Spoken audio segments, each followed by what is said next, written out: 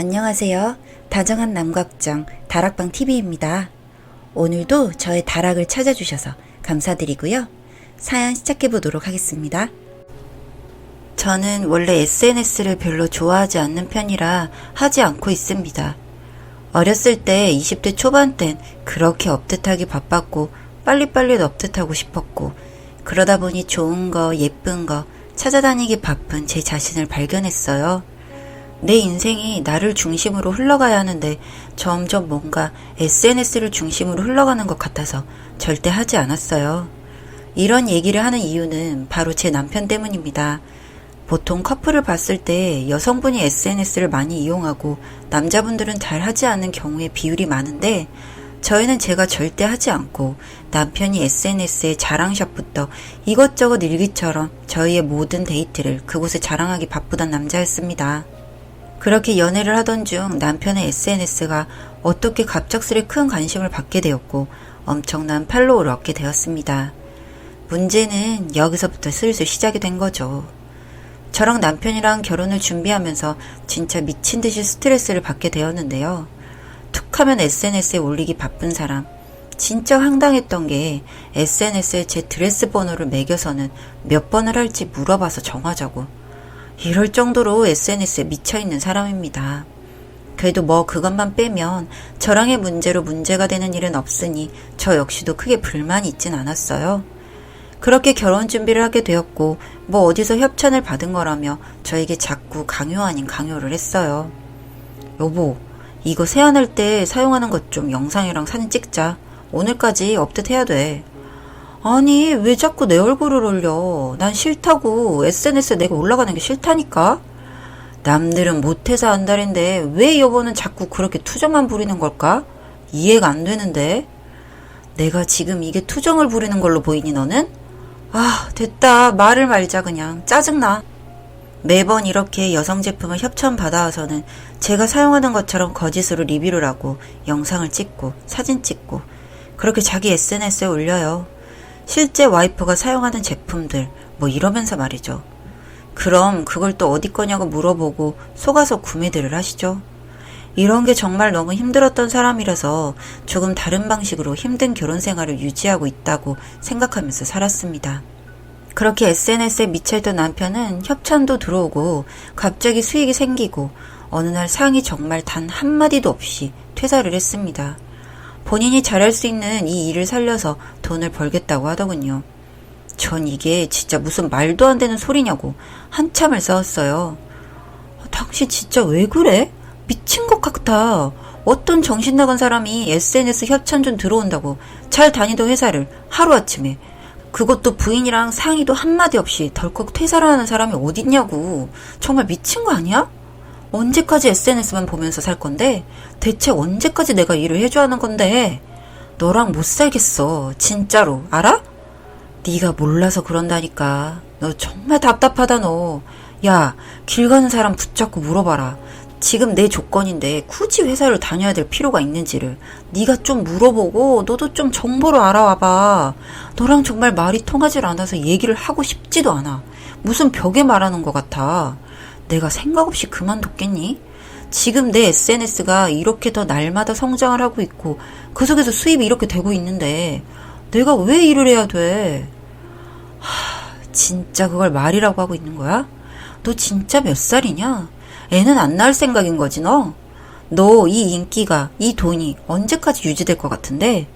네가 지금 나 없으면 단돈 10,000원이라도 모아둔 돈이 여윳돈이 있긴 있어?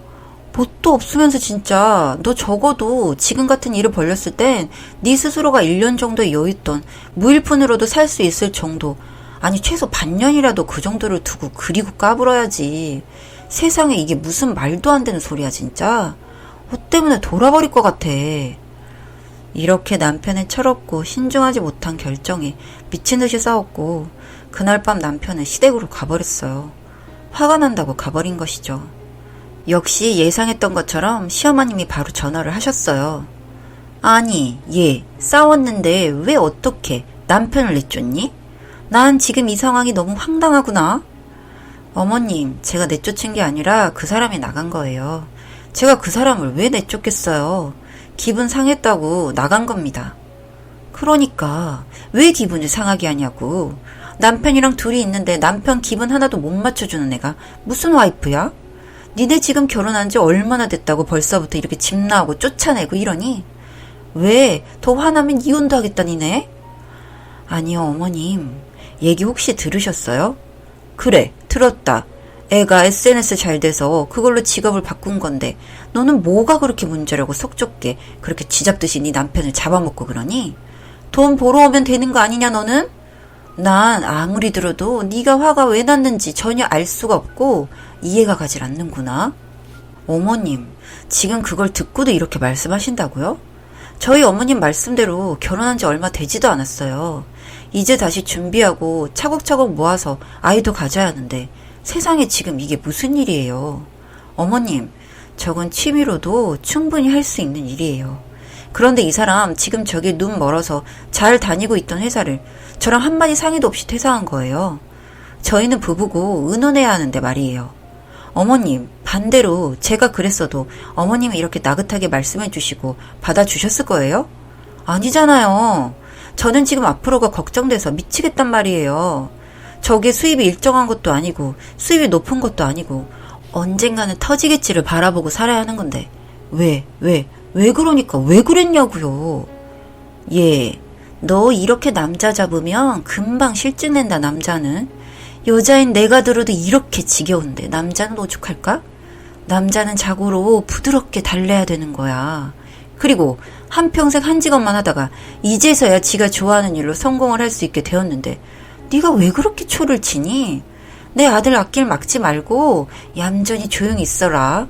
오늘은 재우고 내일 보낼 테니까 소란스럽게 문제 일으키지 마라. 정말 그 엄마의 그 아들인가? 황당하기 짝이 없는 반응을 듣고선 정이 확 떨어졌어요.